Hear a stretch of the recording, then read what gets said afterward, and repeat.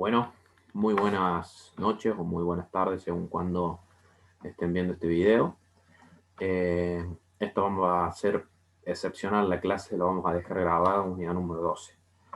Eh, Como sabemos, veníamos viendo en la unidad número 10 los elementos esenciales de un acto jurídico: sujeto, objeto, causa, forma solemne, y veíamos los elementos accidentales: condición, hecho futuro incierto; plazo, hecho futuro cierto; cargo, obligación accesoria impuesta al beneficiario de una liberalidad.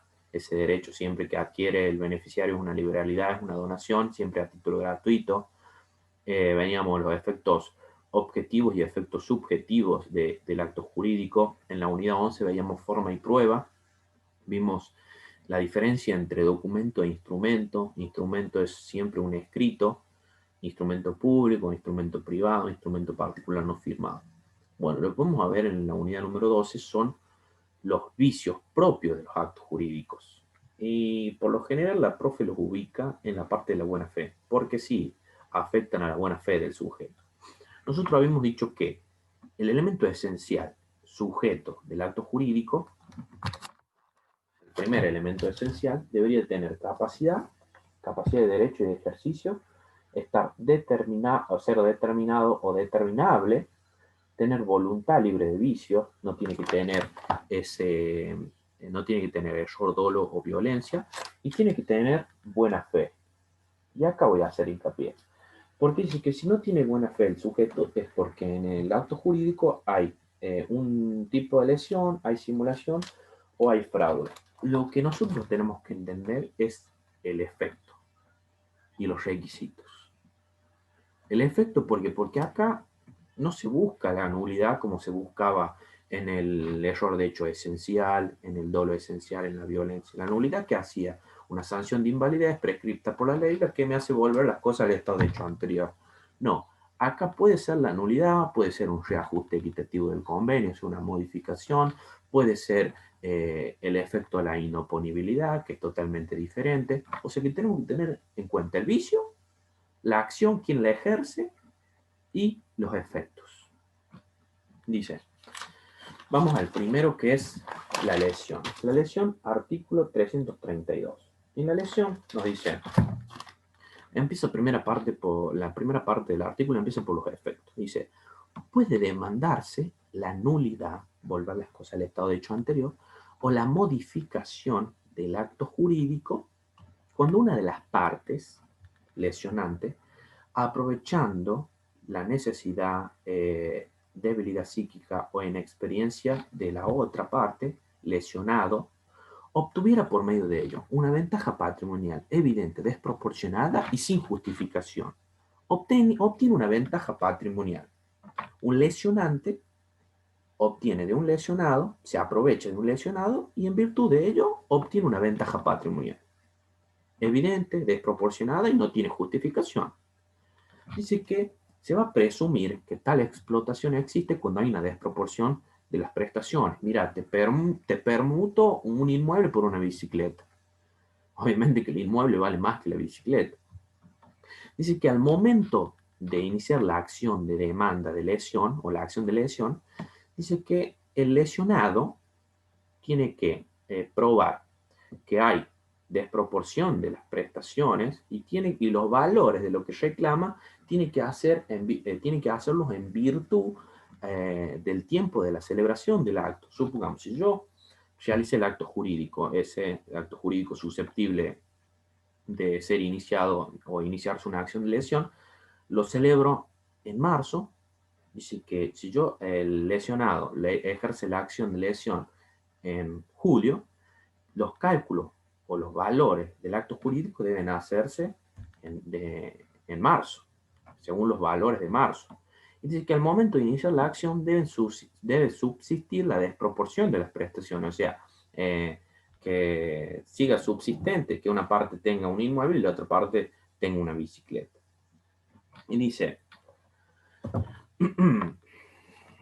el afectado tiene la opción de demandar la nulidad, o sea, volver las cosas al estado de hecho anterior, o un reajuste equitativo del convenio pero la primera de estas acciones se debe transformar en acción de reajuste si este es ofrecido por el demandado al contestar la demanda. Solo el lesionado o sus herederos pueden ejercer la acción. O sea que yo, miren,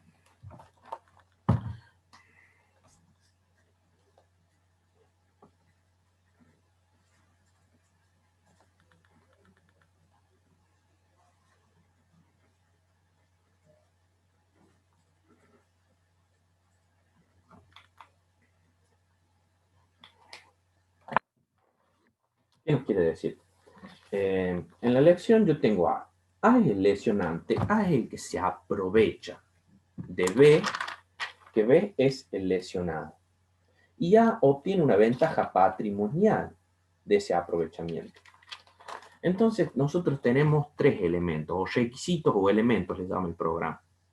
Yo sí o sí, para que proceda la acción de lesión, tengo que probar esos tres elementos, que son dos subjetivos y uno objetivo. Los dos subjetivos son, el primero es el aprovechamiento por parte del lesionante. El segundo elemento subjetivo es el estado de inferioridad del lesionado. Y puede ser por una necesidad, por una debilidad psíquica o por una inexperiencia, que ahí en el apunte se los explica. Que necesidad no necesariamente se refiere a necesidad económica, que debilidad psíquica no necesariamente se refiere a una enfermedad mental, y la inexperiencia, él dice que puede ser una persona analfabeta, pero también puede ser según el tipo de acto jurídico que se trate. Y el elemento objetivo es la desproporción de las prestaciones. Es más fácil de probar porque es cuantificable. Es como, a ver, si seguimos el ejemplo de te permuto un inmueble por una bicicleta, nosotros sabemos que el inmueble es mucho más caro. Y a precio de mercado es mucho más caro que una bicicleta. Dice que, bueno, sabemos que los valores se tienen que hacer, los cálculos de los valores se tienen que hacer al momento de la celebración del acto y cuando inicia la acción el lesionado, dice que debe subsistir la desproporción de las prestaciones. Sí o sí tengo que tener los tres elementos, no nos olvidemos.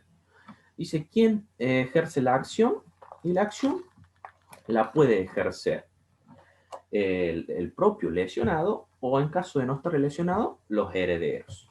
¿Y qué pueden pedir? Y pueden pedir la nulidad, o sea, volver las cosas al estado de hecho anterior, efectos. ¿Quién ejerce la acción? Sabemos que es el heredero, o en su perdón, el lesionado, o en su defecto los herederos. ¿Y cuáles son los efectos de acá? Que esto es lo importante.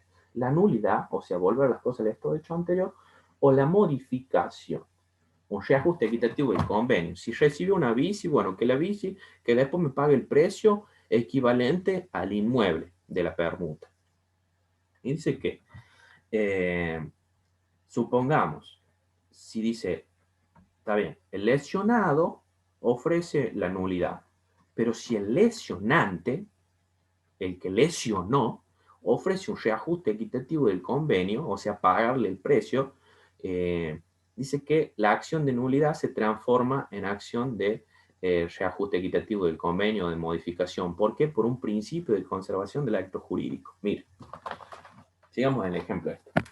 Dice que B puede pedir la nulidad o puede pedir un reajuste equitativo del convenio. Pero supongamos que pide la nulidad al momento de la demanda y el lesionante le ofrece un reajuste equitativo del convenio. Lo que prevalece es el reajuste equitativo del convenio. ¿Por qué? Por el principio de conservación de los actos jurídicos. Bueno, esto sería lesión. Es solo un solo artículo. Tenemos que probar los tres elementos, los dos subjetivos, el objetivo. Y tenemos que ver quién ejerce la acción y qué se busca. ¿Quién ejerce la acción? ¿El lesionado o sus herederos? Dice, ¿qué puede pedir el lesionado? Y puede pedir la nulidad o un reajuste equitativo del convenio. Pero si pide la nulidad y el lesionante le ofrece un reajuste equitativo del convenio, una modificación, se transforma en acción de modificación. ¿Por qué? Por el principio de conservación de los actos jurídicos. Bueno, ahora sí vamos a la simulación. En la simulación tenemos el artículo 333. Tenemos hasta el 336, porque el 337 lo explico en un videito. Mira, dice que la simulación, el concepto es cuando yo encubro el carácter jurídico bajo la apariencia de otro, en caso que se trate de simulación relativa. Supongamos, simulo una compraventa que en realidad es una donación. O cuando encubro, o cuando finjo o estipulo cláusulas que no son verdaderas o fechas que no son sinceras o con, mediante el acto jurídico transmito derechos a personas que en realidad no son para las cuales las he transmitido para quien he constituido el acto jurídico. Supongamos, cuando yo en un instrumento o en un acto jurídico, mediante instrumento público, pongo un valor o finjo un valor o un precio menor para pagar menos impuesto al Estado. Pero bueno, son diferentes ejemplos.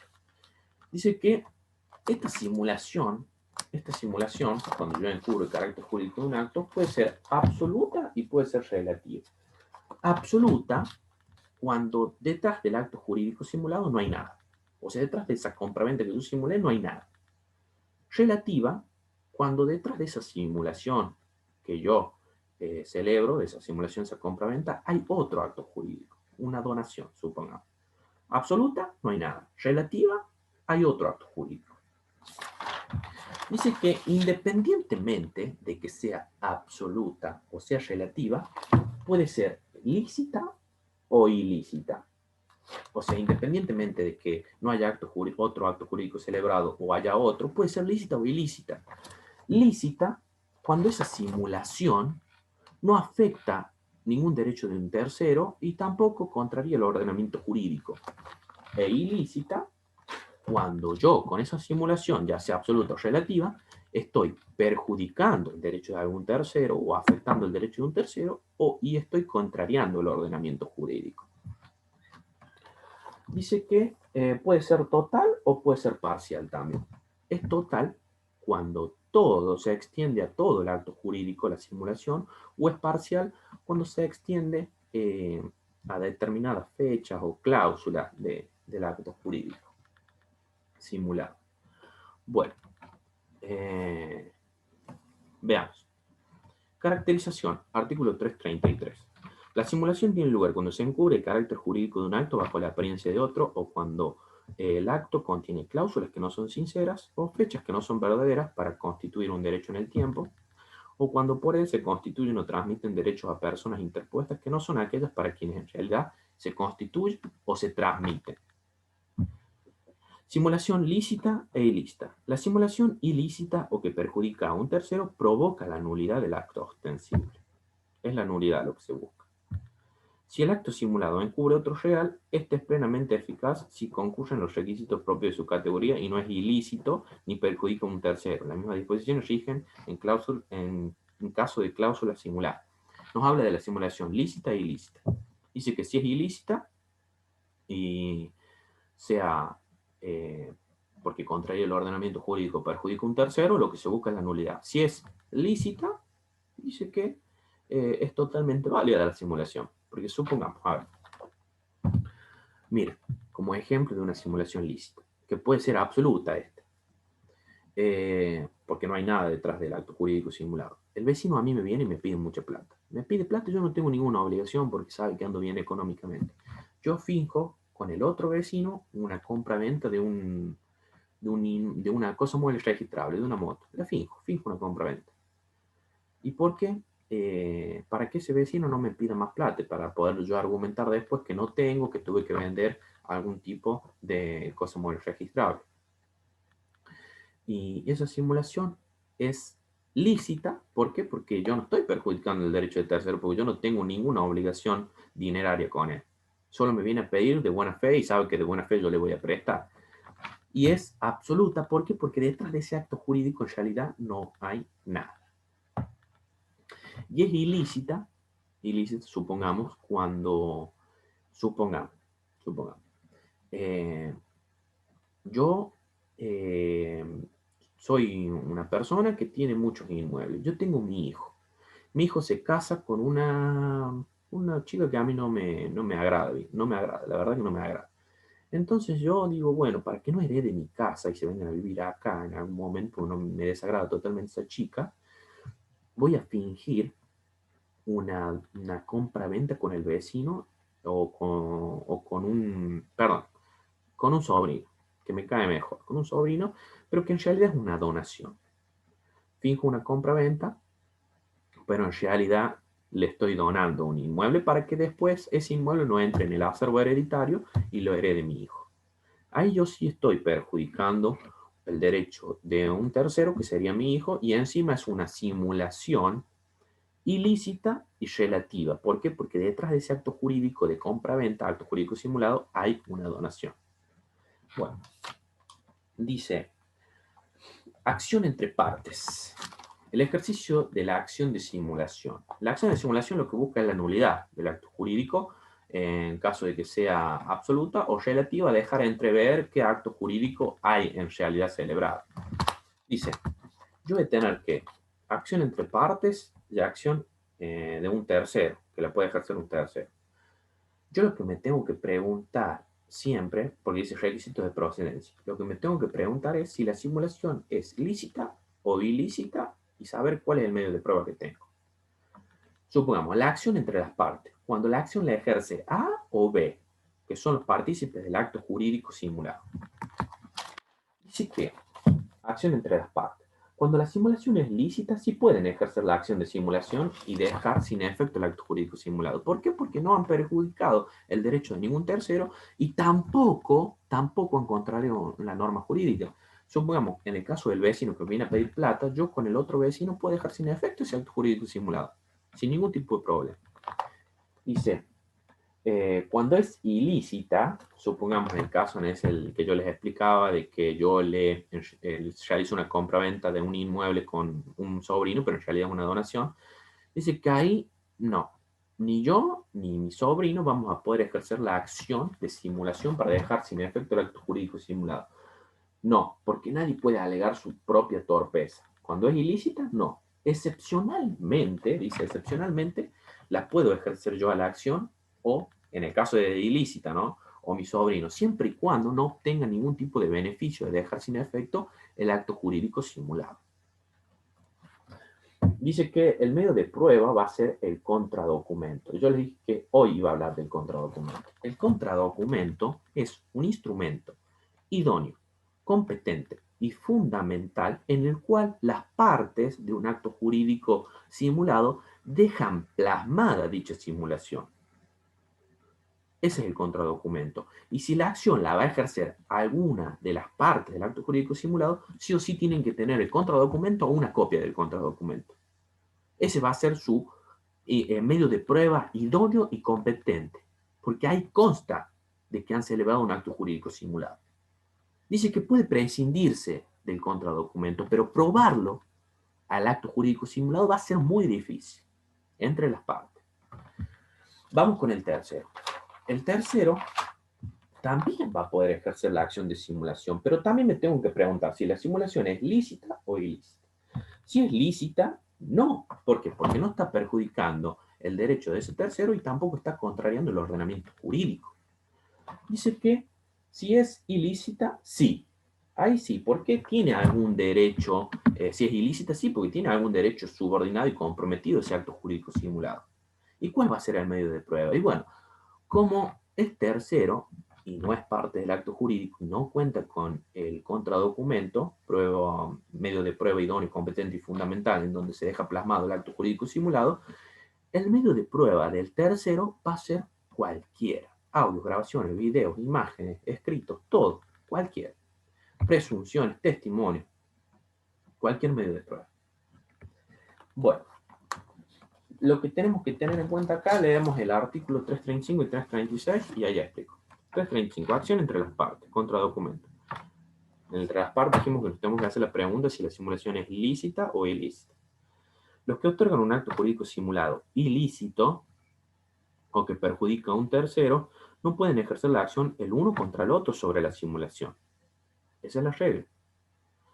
Excepción que las partes no puedan obtener un beneficio alguno de los resultados del ejercicio de la acción de simulación.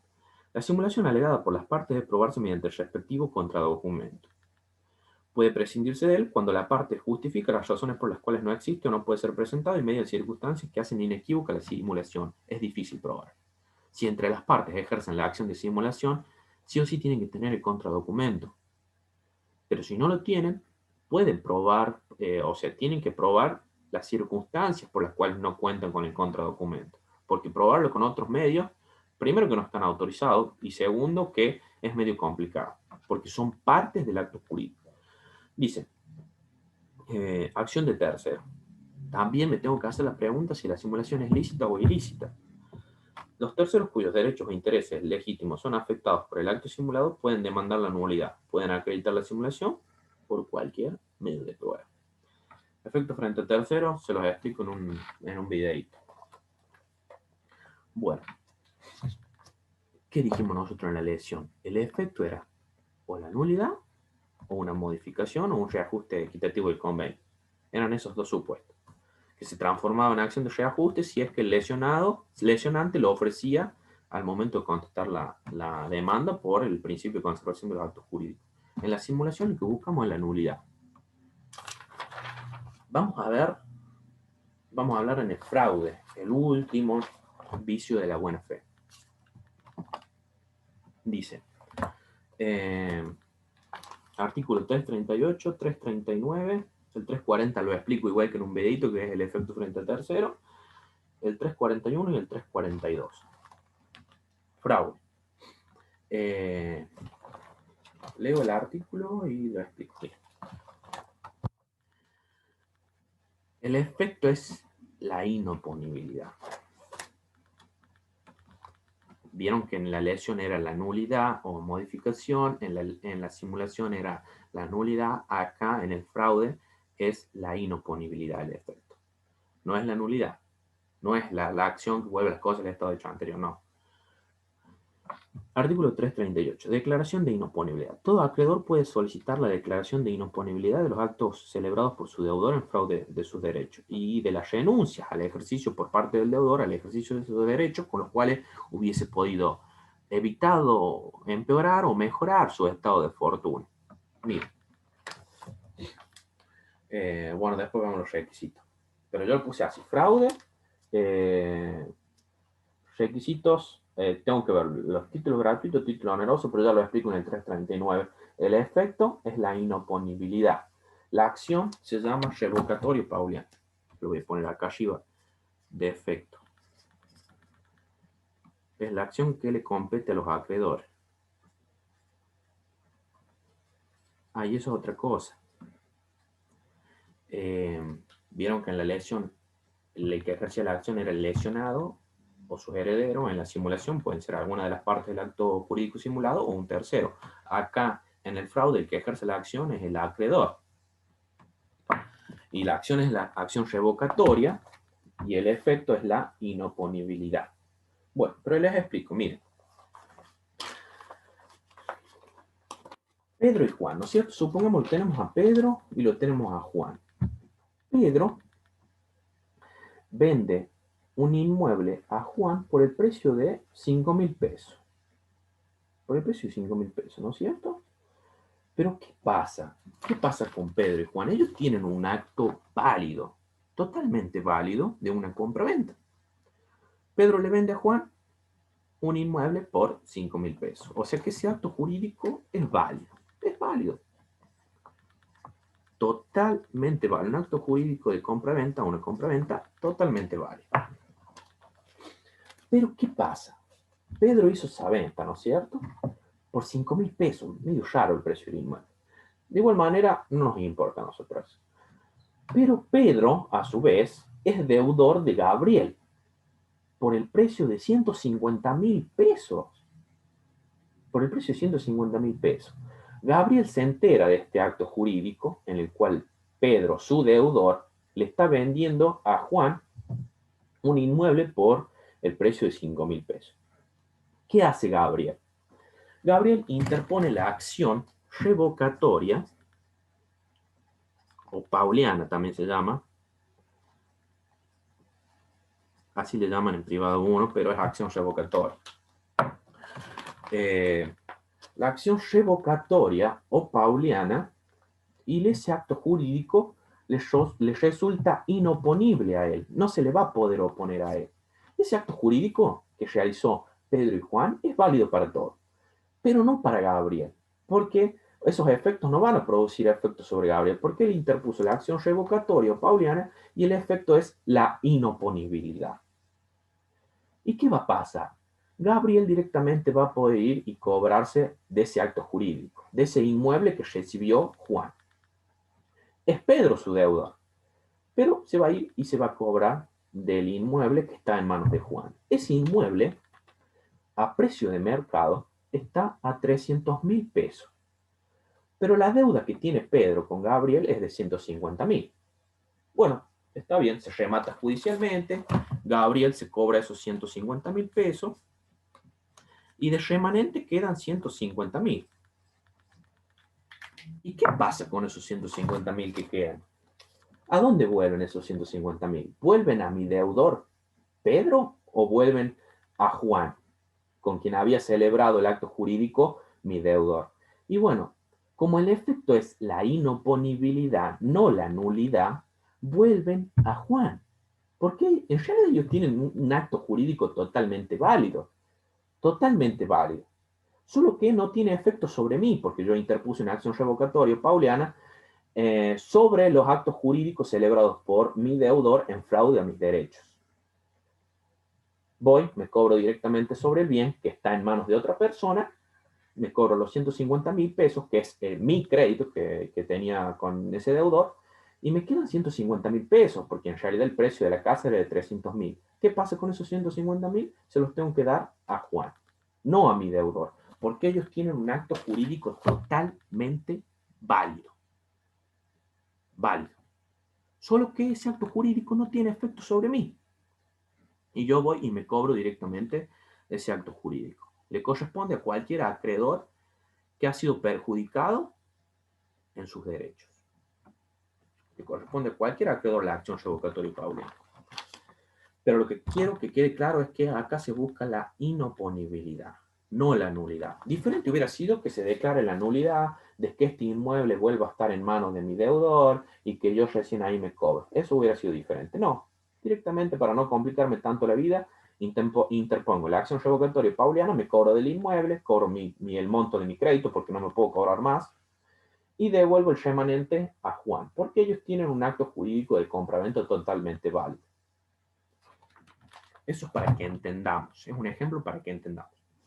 Dice, pero yo tengo que tener requisitos para ejercer la acción revocatoria pauliana.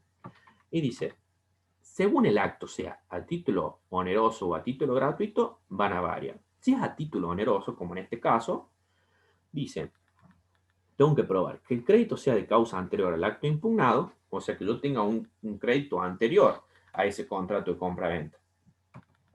Es cierto que el deudor haya actuado con el propósito de defraudar a futuros acreedores. Que el acto haya causado o agravado la insolvencia del deudor, porque si Juan, mi deudor, si Pedro, mi deudor, hubiese tenido los 150.000 pesos, yo no tengo necesidad de interponer la acción revocatoria. Claramente, no hay necesidad. Dice que quien contrató con el deudor a título oneroso haya conocido debido conocer que el acto provocaba o agravaba la insolvencia. Eso es cuando el acto es a título oneroso. Cuando es a título gratuito, yo solo tengo que probar los dos incisos. Que el crédito es de causa anterior al acto impugnado y que el acto haya provocado o agravado el estado de insolvencia del deudor. El 341, extinción de la acción. Cesa la acción de los acreedores si el adquirente de los bienes transmitidos por el deudor los desinteresa o da garantía suficiente. Bien, ¿qué pasa acá? Dice que va a cesar la acción del acreedor, mía, de Gabriel, si es que Juan, que es el que recibió el inmueble, dice, para, no me remates el inmueble, no lo remates, ya me hago cargo yo de los 150.000 pesos, te los pago yo, pero no me remates el inmueble. No lo vendas y para evitar todo ese conflicto, yo te doy los 150.000 pesos, me hago cargo de la deuda de Pedro. Y el artículo 342 dice, extensión de la inoponibilidad. La declaración de inoponibilidad se pronuncia exclusivamente en interés de los acreedores que la promueven y el importe de sus respectivos créditos. O sea que yo, la acción que promuevo es en interés mío nomás, no beneficia a otros acreedores. Si Pedro tiene otros acreedores, esos otros acreedores van a tener que iniciar la acción de revocatorio pauliana por sí mismos. Y aparte, dice, se pronuncia hasta el importe de mi respectivo crédito. Por eso le digo, si a mí Pedro me debía 150.000 pesos, yo lo único que me puedo cobrar son 150.000 pesos. Y si hay remanente, yo tengo que devolver el remanente. Bueno, ¿qué dijimos? Lo que tenemos que tener en cuenta acá es quién ejerce la acción y el efecto, y los requisitos. Miren, en la lesión nosotros decíamos, tengo que tener en cuenta los elementos subjetivos, que son dos, y el elemento objetivo. ¿Quién ejerce la acción? El lesionado o sus herederos. ¿Cuál es el efecto? Y bueno, la nulidad o un reajuste equitativo del convenio. En la simulación, ¿quién ejerce? ¿Cuáles son los requisitos? Y bueno, los requisitos de procedencia va a ser, primero tengo que ver quién ejerce la acción. Si entre las partes o un tercero. Si es entre las partes, tengo que ver que la simulación sea lícita, sí. Si es ilícita, no. Excepción, cuando no obtenga ningún beneficio o de dejar sin efecto el acto jurídico simulado. Medio de prueba contra documento, que es totalmente diferente. Dice que se busca, bueno, perdón, si la ejerce un tercero, si es lícita, no. Si es ilícita, sí. Medio de prueba, cualquiera. ¿Cuál es el efecto? Lo que se busca es la nulidad. En el fraude, lo que yo tengo que, los requisitos de procedencia, para que ejerza la acción revocatoria y pauliana el actor, tengo que probar. Si es a título oneroso, los tres incisos. Si es a título gratuito, los dos primeros incisos del 339. ¿Qué es lo que se busca acá? El efecto, la inoponibilidad. No la nulidad, la inoponibilidad. Bueno, eso es todo. Unidad número 12. Nos vemos para la unidad número 13 seguramente el martes que viene. Cualquier duda o consulta, me mandan un mensaje.